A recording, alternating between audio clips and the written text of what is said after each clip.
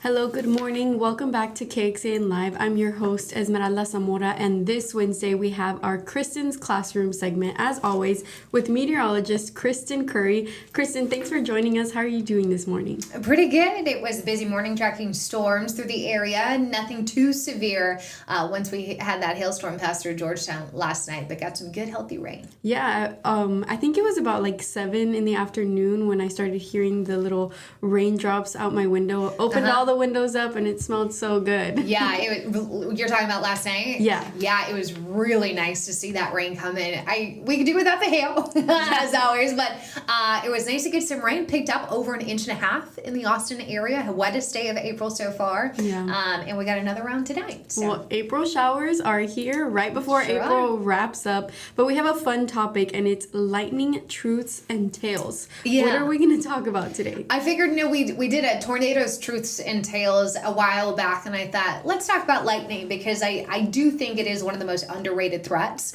when it comes to severe weather. Every single thunderstorm is going to have lightning. That's what makes it a thunderstorm. You aren't going to get warnings like a severe thunderstorm warning or tornado warning for lightning. There is no defined lightning warning, as every thunderstorm is going to have them, right? So it's one of those things where, because there's not going to get that alert immediately everywhere on every app when it comes to lightning, I wanted to talk about what we know and what maybe we think we know about lightning that's not quite true. And I'm sure you already have a list of things that are not quite true and things that are true from your classroom visits and all the questions that you get every time. For sure. And I'll tell you, Esme, it's not even just the kids, it's the grown-ups too, that I think are oftentimes surprised at some of the things that we thought we were taught about lightning before, and now we're thinking, oh no, that's not right. So that's our discussion today. And when we think that we know everything about lightning and we don't, what can that lead to? Unfortunately, it could lead to injury or worse, putting yourself in danger, putting your family in danger, because this is so widespread of an issue. When we do see thunderstorms come in, it's not even just the cloud to cloud lightning that we watch for when it comes to storm. That's a sign of storm intensity, but also the cloud to ground that could hurt us down here at the surface. There's all sorts of different things that we need to watch out for when it comes to the threat of lightning. Okay, well, let's get to it. Yep. What do you have Let's for dive us? in. Yeah, and today it's Kristen's classroom talking about lightning. The first tale: you are safe hiding under a tree. This is, I think, a lot of people's gut reaction is, if there's a thunderstorm, you see lightning, you want to hide underneath whatever you can find. And a lot of the times, if we're outside and away from a structure, that is a tree. But unfortunately, that is the second leading cause of death. And it's not necessarily because you're more prone to being, struck by lightning underneath the tree. It's the tree that is more prone to being struck by lightning, and the electricity within that lightning bolt can go down the trunk of that tree through the roots. And if you're standing on an exposed root, or really a root that's getting close to you, you can get struck by lightning that way. It's not kind of the cartoon theory of like the bolts come out of the cloud and hit you on the head. It's unfortunately the tree being hit, electricity coming down through the tree, through the roots, and hitting you underneath it. Wow, so it can still reach you. It can still reach you, absolutely.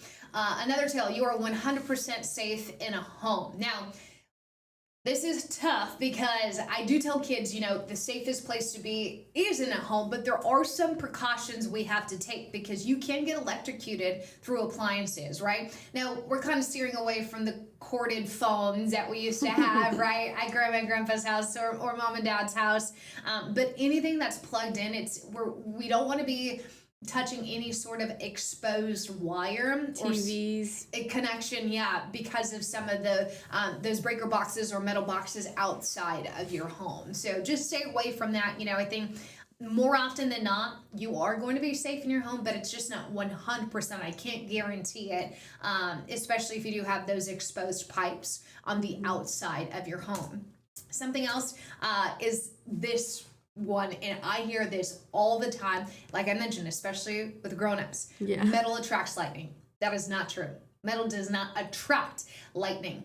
Lightning is attracted to height. It's looking for whatever is the tallest thing outside, whether that's a tree, an electric pole, telephone pole, an antenna, on top of a building, on a house, the roof of a house. It's I say, and I tell the kids, lightning is lazy. It's looking for the tallest thing so it doesn't have to go as far from the cloud down to the ground. So more often than not, that is a tree or that is a pole. When it comes to metal, metal is a good conductor of electricity. So I use the example of if you're out on a highway, tree gets struck by lightning, lightning takes the tree down and that tree falls on a guardrail. That metal sheet is going to be able to quickly conduct that electricity. And if you are on the edge of that guardrail or standing next to it, you could get struck by lightning. It's the same thing with a chain link fence. If a chain link fence gets struck by lightning, that fence can act as a good conductor. And if you're leaned up against that fence and I oftentimes think of like a batting cage or a baseball, at the back of a home plate. If you're leaned up against that or close to that, you could get struck by lightning. And what about our vehicles? They're made of metal. Yep. We'll talk about that. So going on to the next graphic here. Laying flat on the ground if there is no shelter. Have you heard this one before? I have, and I never believed it. Yeah, exactly. Good. I'm so glad. Laying flat on the ground, people think, again, if I'm less tall, then I will be safe. Now, it kind of, and I know that's difficult because, yes, in theory, that's true. However, I also just told you that ground current, and that means, where the electricity can actually spread out on the ground if it's coming out of a tree through the roots and such, you have a higher risk of ground current with that if you're spreading your body laying out. on the floor. 100%. And in fact, if a lightning bolt comes straight down from the sky and it hits a point in the ground, it can travel up to 60 feet. That electricity can travel up to 60 feet from that point. So you don't even really have to be close to that bolt. Now, 60 feet is kind of the upper limits there, but even 10 feet, 20 feet, 30 feet from where a lightning bolt comes down and strikes the ground, you could get struck by ground current. So you want to minimize the amount of you touching the ground if you are stuck outside. You asked me about cars. The theory is rubber tires protect you. Rubber only insulates low voltage. The metal cage does protect you because if your car gets struck by lightning, that metal cage of your vehicle is going to redirect that electric current down to the ground and not bring it inside. So I would rather you in a car than outside standing in a baseball field if there is a thunderstorm. And obviously every thunderstorm has lightning, as we talked about, but I would rather you inside because what I'm worried about is, like metal, water. Water can conduct electricity. So if you are in your car and you take, lightning comes down, there's still lightning outside, and you take your foot, you step outside that car, and there's another lightning bolt, and you're standing in a puddle, water can transfer that electricity. So it's not something that I encourage you to do. However, if you have no other means to get inside, being in a car would be safer, not because of the tires. The tires are only going to insulate low voltage, and lightning obviously has very, very high voltage. Yeah, very high. It's not the rubber tires, it's the metal frame around your vehicle that redirects that electrical current away from you. Wow. Well, we'll be right back after this break to talk more about truths and tales with lightning. We'll be right back.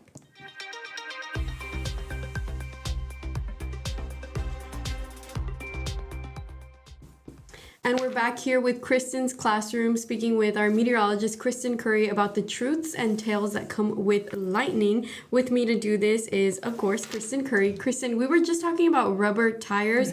Something I've heard is rubber shoes protect you.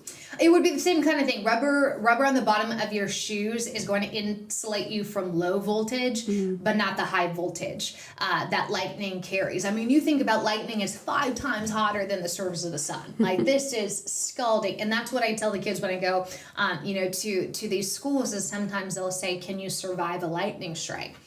And I will tell them, yes, there is potential that you survive it, but it's not going to feel good. It's basically like putting your insides through a toaster, right? No. You're getting that electric charge all the way through your veins and in your body and your organs. Sometimes it can stop your heart, just like when you're trying to get your heart started again, they'll use electrical shock. Yeah. They'll use the AED pads. Similar thing, but we're going the opposite direction that we don't want to go, right? We're stopping your heart or jumping your heart when we don't need to. A little too much voltage. Right? Little too much, yeah. And there is a very low survival rate when it comes to lightning victims. And I will transition into this next point because I think this is one of the most important parts. There is this thinking that you can't touch somebody who gets struck by lightning, or else you will get struck by, or you'll get some of that electricity. And I will tell you, the human body does not store electricity. When somebody gets struck by lightning, it's in and it's gone, right? But it's in that second that their insides are getting fried, unfortunately. And so quickly, too. So fast. If you are with somebody who gets struck by lightning, the first thing you need to do is be aware of your surroundings, right? I just told you it's the same thing with getting out of the car in a puddle. You want to make sure that person's not in wet, on a wet ground or in a pool. That's a big thing too. But if it is safe where you're not seeing any sort of metal or water, you can touch them. You can administer first aid. And sometimes in the case of being struck by lightning, the seconds matter. So if you know how to do first aid, administer first aid, immediately call 911. You want to get that person to a hospital as quickly as possible. But that is a big thing, is a lot of people think, oh, I can't touch them. You know, I have to stay away. I have to wait. Whereas the human body is not going to hold on to that electricity. If you touch them and they're not wet, in a puddle, or against any sort of metal railing, metal pole, that kind of thing, you can safely do so. That's good to know.